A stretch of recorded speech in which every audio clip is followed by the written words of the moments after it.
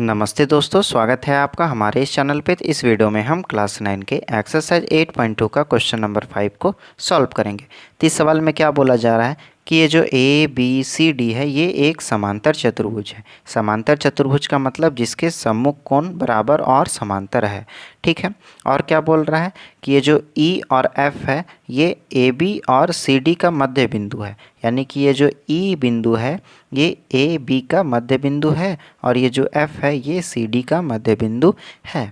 और क्या बोल रहा है कि ये जो बी डी एक विकर्ण है, इसमें ए एफ और ई सी ये दोनों मिल करके ये जो बी डी है इसको समत्रिभाजित करता है। समत्रिभाजित का मतलब कि इसको 3 बराबर भागों में बांटता है। 3 बराबर भाग का मतलब कि ये जो डी पी है ये बराबर हो गया पी क्यू से और पी क्यू बराबर हो जाएगा क्यू बी से। तो चलिए इस सवाल को हम लोग यहाँ पर बनाते हैं। तो जो चीज़ हमें दिया रहता है उस चीज़ को सबसे पहले लिखते हैं। तो दिया है, क्या चीज़ हमें दिया गया है कि एक समांतर चतुर्भुज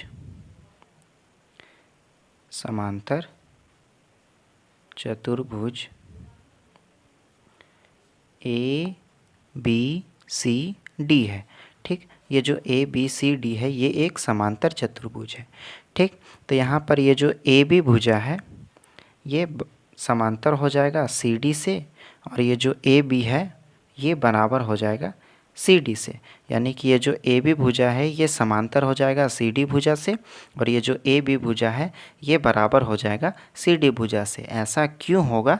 तो ऐसा इसलिए होगा क्योंकि समांतर, ठीक, कोई भी समांतर चतुर्भुज जो होता है उसका सम्मुख भुजा बराबर और समांतर होता है। इसीलिए ये जो ए बी भुजा है ये सी डी भुजा से समांतर हो जाएगा और ए बी भुजा ये बराबर हो जाएगा सी डी भुजा से। यहाँ तक क्लियर? अब ये जो ए बी है और सी डी है, ठीक, ये जो डी सी भुजा है और ए बी भुजा है इसके आधा, यानी कि अगर हम लोग डी एफ को लेंगे तो ये आधा हो जाएगा किसका? तो डी सी भुजा का। उसी तरीके से अगर हम लोग ए ई को लेंगे तो ये आधा हो जाएगा ए बी का भुजा। तो यहाँ पे हम लोग लिखेंगे 1/2 ए बी बराबर हो जाएगा 1/2 सी डी से, यानी कि आधा ए बी बराबर हो जाएगा आधा डी सी का। क्यों? तो ये दोनों एक दूसरे के समांतर है और बराबर है इसलिए। तो जब ऐसा हम लोग करेंगे तो ये जो ए ई है ये बराबर हो जाएगा सी एफ से। ये जो ए ई भुजा है ये सी एफ से बराबर हो जाएगा। हम लोग ए ई और सी एफ को ही क्यों लिए? क्योंकि यहाँ पे ए ई सी एफ ये एक चतुर्भुज बन जाएगा इसलिए, ठीक है। तो ये जो ए ई है ये बराबर है सी एफ से और ए ई जो है ये समांतर हो जाएगा सी एफ से। तो जैसा कि हम लोग जानते हैं कोई भी भुजा अगर आपस में बराबर और समांतर है तो वो एक समांतर चतुर्भुज होगा, और समांतर चतुर्भुज जब होगा तो ये ए एफ भुजा जो है ये ई सी भुजा के समांतर और बराबर होगा, ठीक है। तो यहाँ पे लिखेंगे हम लोग, इसलिए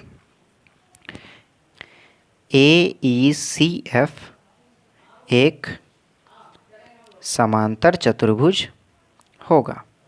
समांतर चतुर्भुज है। यहाँ तक क्लियर? जब ये एक समांतर चतुर्भुज होगा तो हम लोग यहाँ पे त्रिभुज ए बी पी में, तो कौन सा त्रिभुज हम लोग लिए हैं? ए पी बी त्रिभुज को लिए हैं यहाँ से, ठीक है। इस वाले त्रिभुज को हम लोग लिए। तो हम लोग जैसा कि पढ़े हैं और अब तक जो समझे हैं कि जब कभी भी त्रिभुज के एक भुजा के मध्य बिंदु दूसरे भुजा के समांतर हो करके तीसरी भुजा को जब प्रतिच्छेद करती है तो वह तीसरी भुजा को 2 बराबर भागों में बांटती है। कुल मिला के कहें तो वह तीसरी भुजा की मध्य बिंदु कहलाएगा जहाँ पे उसको प्रतिच्छेद करेगा, ठीक है। एक बार फिर से समझाते हैं कि जब कभी भी एक भुजा, ठीक, ये जो ए बी है इसका मध्य बिंदु ई है, जब भी कभी एक भुजा के मध्य बिंदु से दूसरे भुजा के समांतर यानी ए पी का समांतर ई क्यू हुआ तो इसके समांतर जब होगा तो ये तीसरी भुजा जो होगा पी बी इसका मध्य बिंदु होगा, ठीक है। तो यहाँ पे हम लोग लिखेंगे कि ये जो ई है ये ए बी का मध्य बिंदु है, मध्य बिंदु है तथा जब ये ई ए बी का मध्य बिंदु है तब क्या हो जाएगा कि ये जो ए पी है ये समांतर हो जाएगा ई क्यू से। ये जो ए पी है ये समांतर हो जाएगा ई क्यू से। जो चीज़ हम समझाए ना वही चीज़ को यहाँ पे हम लोग लिख रहे हैं। क्यों? तो चूँकि ये जो ए एफ है ये समांतर है ई सी से। जब हम ए ई सी एफ को समांतर चतुर्भुज सिद्ध किए तो उसमें हम लोग ये जो ए एफ है ये ई सी से समांतर और बराबर है, इस चीज़ को भी प्रूफ किए। ठीक है, तो यहाँ पे हम लोग लिखेंगे ये जो ए पी है ये समांतर है ई क्यू से। क्यों? तो ए एफ समांतर है ई सी से। ठीक है, यहाँ तक क्लियर? जब इतना हम लोग बना लेंगे तो ये जो क्यू है ये पी बी का मध्य बिंदु होगा। मध्य बिंदु होगा। क्यों होगा? क्योंकि जब कभी भी एक भुजा के मध्य बिंदु से दूसरे भुजा के समांतर एक भुजा को खींचा जाए और वह तीसरे भुजा को जहाँ पे प्रतिच्छेद करेगा वो उस तीसरे भुजा का मध्य बिंदु होता है। ठीक, तो यहाँ पे ये जो Q है ये पी बी का मध्य बिंदु हुआ। तो हम लोग यहाँ पर लिख सकते हैं तब ये जो बी क्यू है ये बराबर हो जाएगा क्यू पी से। इसको हम लोग समीकरण 1 मान लेते हैं। ये जो बी क्यू है ये बराबर हो जाएगा क्यू पी से, यानी कि ये दोनों आपस में बराबर हो गया। ठीक है, अब हम लोग इस वाले त्रिभुज को लेंगे डी सी क्यू को, इसको लेंगे। ठीक, और जिस तरीके से इसको प्रूफ किए उसी तरीके से इसको भी करेंगे और समीकरण 2 ले लेंगे। ठीक है, तो यहाँ पे हम लोग लिखते हैं त्रिभुज डी सी क्यू में। तो कौन सा त्रिभुज हम लोग लिए हैं? तो त्रिभुज लिए हैं डी सी क्यू, इस वाले त्रिभुज को हम लोग यहाँ पर लिए हैं। ठीक है, तो यहाँ पर ये जो F है ये DC का मध्य बिंदु हुआ। तो यहाँ पे लिखते हैं F जो है ये CD का मध्य बिंदु है। मध्य बिंदु है। ठीक है, इसको पलट लेते हैं नहीं तो आप लोग उल्टा समझ जाइएगा। ये जो DC है यानी कि CD, इसका मध्य बिंदु क्या है? तो F है। इस चीज़ को हम लोग लिखें जब ये मध्य बिंदु है तथा ये जो सी क्यू है ये समांतर हो जाएगा एफ पी से। क्यों समांतर हो जाएगा? तो चूँकि ए एफ जो है ये समांतर है ई सी से।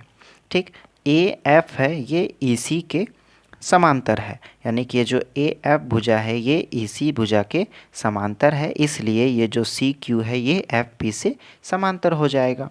ठीक, यहाँ पर इसका हम लोग बगल में रीजन भी लिख दिए। जब ऐसा हुआ तो ये जो P है ये डी क्यू का मध्य बिंदु होगा।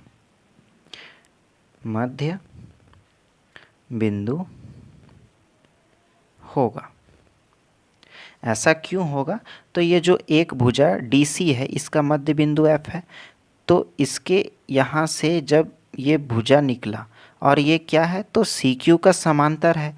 तो जब कभी भी एक भुजा के मध्य बिंदु से दूसरे भुजा के समांतर रेखा खींची जाती है तो वह तीसरे भुजा के मध्य बिंदु होता है, यानी कि ये जो P है ये DQ का मध्य बिंदु हुआ।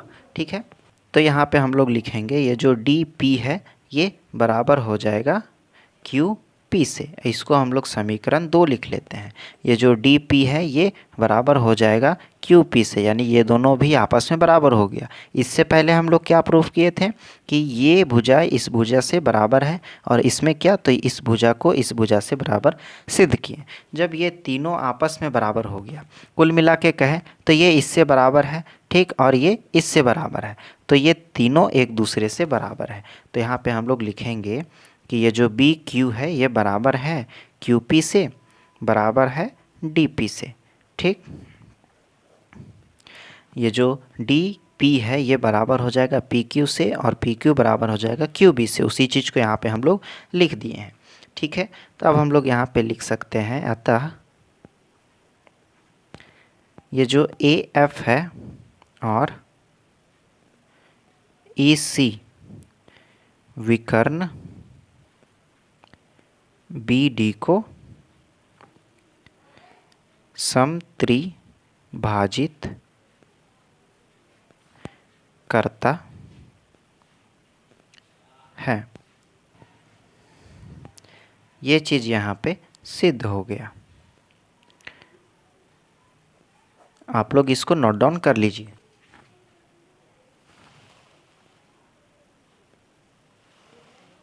उम्मीद करते हैं आपको ये सवाल अच्छे तरीके से समझ में आ गया होगा। तो वीडियो में नए हैं तो वीडियो को लाइक और चैनल को सब्सक्राइब कर दें। तो मिलते हैं अगले वीडियो में, तब तक के लिए बाय बाय।